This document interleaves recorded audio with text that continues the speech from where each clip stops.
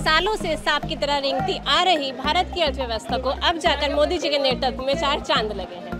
चाहे तेज रफ्तार से हो रहे यूपीआई पेमेंट्स की बात हो या हो टॉप यूनिकॉर्न्स ऑफ इंडिया, हर चीज़ ने भारत की अर्थव्यवस्था को गति प्रदान करी है। चलिए जानते हैं इस पर लोगों के रिएक्शन। आपके शॉप के बाहर जो बोर्ड लगा हुआ है जो आपके शॉप को रिप्रेजेंट कर रहा है वो मेक इन इंडिया का है, तो इस बारे में आप बताना चाहेंगे? मेरा जो है ये सारा हैंडमेड है, मेक इन इंडिया है।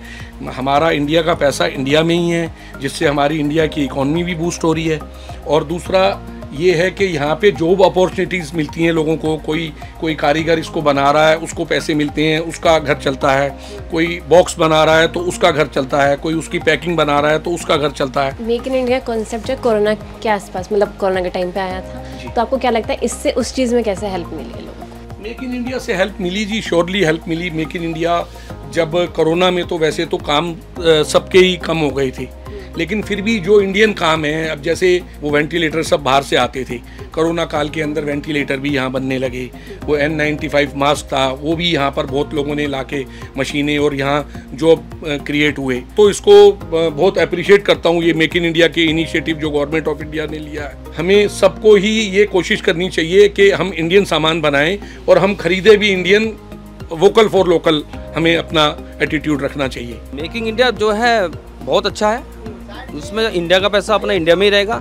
जो हम बाहर से वो करते थे, निर्यात करते थे या आयात करते, जो भी चीज़ें हम बाहर से इन्वेस्ट करके यहाँ पे ला रहे हैं, हमारा पैसा हमारे देश में प्रोडक्ट बन रहा है। आज देखो सैमसंग है, जो भी पार्ट्स, मतलब मेट्रो के पार्ट्स हो गए, रेलवे के पार्ट्स हो गए, और अपना ये एरोप्लेन वगैरह के जो पार्ट्स हो गए, सब इंडिया में जनरेट हो रहे हैं। तो हम उसको बाहर इन्वेस्टमेंट में, उसमें भी फ़ायदा है अपना।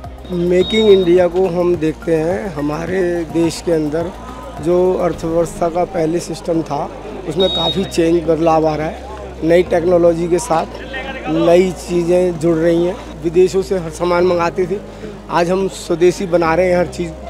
जिन चीज़ों को हम इंपोर्ट करते थे आज हम एक्सपोर्ट कर पा रहे हैं। उससे हमारे पास विदेशी करेंसी आ रही है, इससे हमारे देश को फ़ायदा है। इस फ़ायदे के लिए हम सारा जो वो है वो अपने प्रधानमंत्री, जो सरकार हमारा नेतृत्व कर रही है बीजेपी, उसको देंगे। अगर मैं अर्थव्यवस्था को लेके बात करूं तो बेटर ही हुआ है हमारी अर्थव्यवस्था। एंड मेक इन इंडिया जिस हिसाब से ग्रोथ कर रहा है और हमारे लिए एंड आगे वाली पीढ़ियों के लिए बेटर रहेगा, जितनी भी हम ग्रोथ कर रहे हैं मेक इन इंडिया को लेके भी। सर मैं आपको एक चीज़ बताना चाहूँगी, जैसे मर्सिडीज़ हो गई, ऑडी हो गई, BMW हो गई, ये सब ज़्यादातर लोगों की ड्रीम कार होती हैं।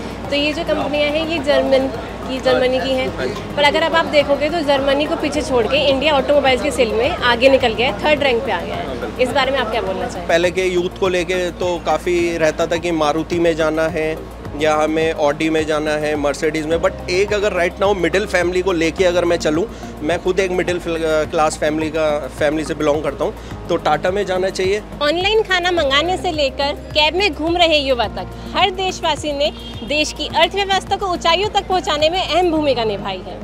आप लोग दिन में कितनी बार यूपीआई ट्रांजैक्शन करते हैं? कमेंट सेक्शन में हमें ज़रूर बताएं।